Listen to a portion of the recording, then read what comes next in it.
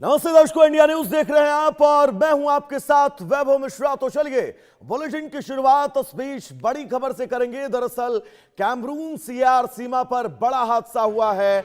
जाम्बोये गांव की सोने की खदान ढही है। कम से कम 107 मजदूरों की मौत की खबर है। कई मजदूरों के फंसे होने की आशंका है। राहत और बचाव अभियान जारी है। भारी मशीनों से मलबा हटाया जा रहा है। मृतकों की संख्या बढ़ने की आशंका है। प्रशासन ने फिलहाल जांच के आदेश दिए हैं। तो अफ्रीका से इस वक्त की बहुत दर्दनाक खबर।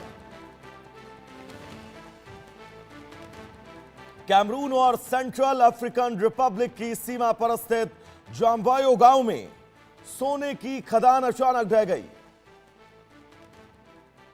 शुरुआती जांच के मुताबिक भीषण हादसे में कम से कम 107 खनिकों के मौत की खबर है। और यह तस्वीर आप सबकी टेलीविजन स्क्रीन पर सीमा क्षेत्र का ये इलाका, और यहां पर जबरदस्त लैंडस्लाइड और यह पूरी सोने की खान ढह गई, जिसमें खनन करने वाले 107 मजदूरों की मौत की खबर है।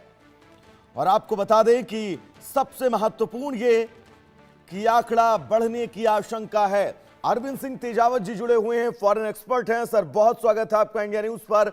अफ्रीका की एक खदान, एक बार इसके भौगोलिक क्षेत्रफल और भौगोलिक महत्व का हमारे दर्शकों को समझाइए, और साथ ही यह हादसा कैसे हुआ, किन किन परिस्थितियों का सामना इन खनन वाले इलाकों में मजदूरों को करना पड़ता है। विस्तार से एक बार सर सब कुछ समझाइएगा।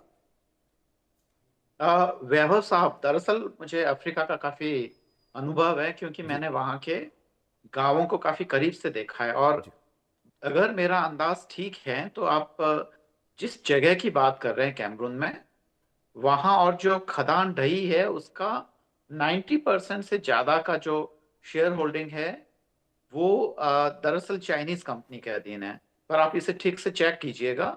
जी तो ये जो जितनी भी जो बाहर की जो विदेशी कंपनियां हैं, जिनमें तीन देशों का खास नाम लिया जाता है, चीन, ऑस्ट्रेलिया और ब्रिटिश, ये तीनों ही जो माइनिंग कंपनीज है वहाँ पे काफी जबरदस्त तरीके से फैली हुई है। और वो वहाँ की एक सरकारी कंपनी है जिसको सोना माइंस बोलते हैं, उनके साथ मिलकर ये लोग सोने की खदान करते हैं। खदान करें, सोना निकाले, वहां तक तो ठीक है। पर यह लोग अत्याचार ये करते हैं उन लोगों पर कि जी जो मिनिमम जो सेफ्टी मेजर्स होने चाहिए वो भी नहीं अपनाते। जैसा कि अगर आप लगातार खोदते जा रहे हैं तो आपको वहां पे पिलर्स डालने की जरूरत है। अगर आप पिलर्स और वो सारी सेफ्टी की चीजें अगर काम में नहीं लेंगे हम्म तो जाहिर है कि वो ढह जाएगी। अभी सरकार ने भले ही वहां पे ये आदेश कर दिया है कि इसके हादसे के कारणों को जाना जाए, पर सरकार खुद जानती है कि इसके क्या कारण थे। यह सब पहले देखने वाली चीजें होती है कि जब माइंस ढह रही है, बहुत सारे लोग वहां पे काम कर रहे हैं, लोग मर रहे हैं, तो ऐसे हालत में सरकार की जिम्मेदारी थी कि उनकी सुरक्षा के लिए जो जरूरी उपाय हैं वो किए जाते हैं। और कैमरून में जिस जगह की आप बात कर रहे हैं, जो जॉम्बिये गांव है, वहां पे दरअसल आप देखिए कि जो मिट्टी है वो काफी धंसने वाली मिट्टी है। मतलब ऐसी मजबूत मिट्टी नहीं है पहाड़ी, जो खासकर जो ज्वालामुखी पहाड़ियां होती है वो वैसी मजबूत नहीं है। ये दरअसल मिट्टी है जो कि बहुत ही काफी ढीली ढाली बंदी है। जी और वहां पे बहुत ज्यादा बारिश होती है, तो इसके कारण ढहने के चांस काफी बढ़ जाते हैं। तो मुझे लगता है कि ये जो जितनी भी मल्टीनेशनल कंपनीज हैं, उनके लालच का खामियाजा उन 107 मजदूरों को भुगतना पड़ा है, और शायद मौतें और ज्यादा बढ़ सकती है। हम्म तो देखिए वैभव साहब क्या होता है। तो साहब, जी। बिल्कुल जो तस्वीरें लगातार हम अपने दर्शकों को दिखा रहे हैं, उन तस्वीरों को अगर बहुत ध्यान से देखा जाए तो ये समझा जा सकता है कि बड़ी मात्रा में ये जो पहाड़ी मलबा है ये जमीन पर स्पीड में गिरता है। वहां पर सैकड़ों हजारों की तादाद में लोग जो हैं वो खड़े हुए हैं, जो इस खनन कार्य में कार्यरत रहते हैं। और जिस तरह की ये तस्वीरें हैं तो ये कहा जा सकता है, ईश्वर न करे, ऊपर वाला ना करे, यह आंकड़ा और भी ज्यादा बढ़ सकता है। अब बिल्कुल वैभव साहब, यह आंकड़ा बहुत बढ़ सकता है, क्योंकि अभी ये शुरुआती खबरें हैं।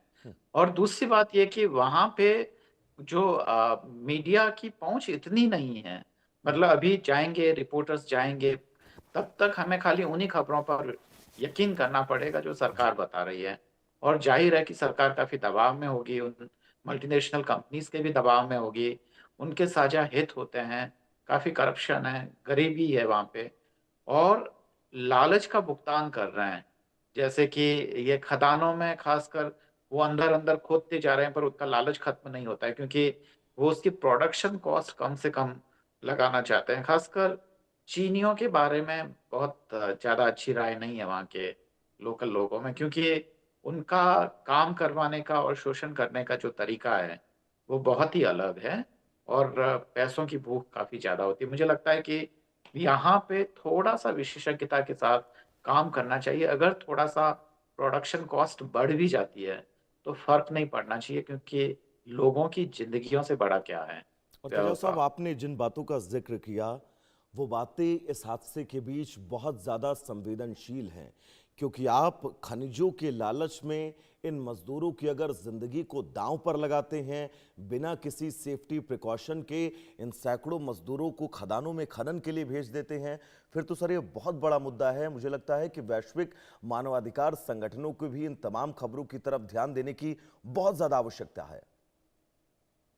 आवश्यकता तो है व्यवसाय पर, कहाँ जिंदगियों की कीमत होती है। आप देखिए कि अगर गजा में 70,000 लोग मारे जाते हैं तो मसला नहीं बनता है, जी। पर अमेरिका में अगर 100 लोग भी मारे जाएंगे तो वो बहुत बड़ा मसला बन जाता है। तो वही है कि जिंदगियों की कीमत में जो फर्क है वो देखा जाएगा। अफ्रीका में ये लोग मारे गए हैं इतनी बड़ी संख्या में, पर वहां पे थोड़े दिनों बाद में जितने भी जो मीडिया, जो अंतर्राष्ट्रीय मीडिया है, वो शोक व्यक्त करके वो चुप हो जाएगी। हम्म। पर अगर यही हादसा किसी विकसित देश में हुआ होता जी। तो शायद मुझे लगता है कि वहां की सरकारें बदल जाती। और तेजाब वैभव साहब, साहब, बिल्कुल समझना होगा इन तस्वीरों के बीच लोगों को, लेकिन फिलहाल ये बड़ी खबर है, 107 मजदूरों की मौत हुई है। आपका बहुत बहुत शुक्रिया तेजाब साहब हमें समय देने के लिए और इस तमाम जरूरी